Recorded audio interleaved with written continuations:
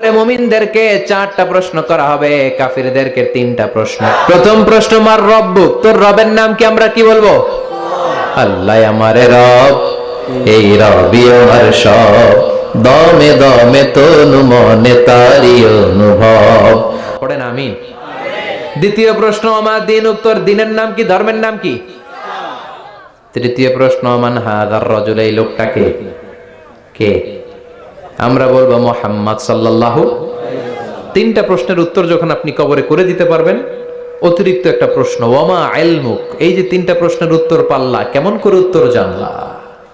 আপনাকে বলতে হবে কোরআন থেকে আমি শিখেছি, বিশ্বনবীর হাদিস থেকে আমি শিখেছি। 4টা প্রশ্নের উত্তর যখন পারবেন, ফেরেশতারা বলবে আহলান সাহলান, খুশ আমদেদ, কংগ্রাচুলেশন। ফায়ুফসাহু লাহু কবরুহু 70 যিরাআন, মুমিন বান্দার কবরটা 70 হাত লম্বা করে দেয়া হবে। ইফতাহু লাহু বাবুন ইলাল জান্নাহ, জান্নাতের দিকে তার কবর থেকে একটা দরজা বানিয়ে দেয়া হবে। ইলবাসু লিবাস মিন আহলিল জান্নাহ, জান্নাতীদের পোশাক তার গায়ের মধ্যে পরিয়ে দেয়া হবে। আল্লাহু আকবার।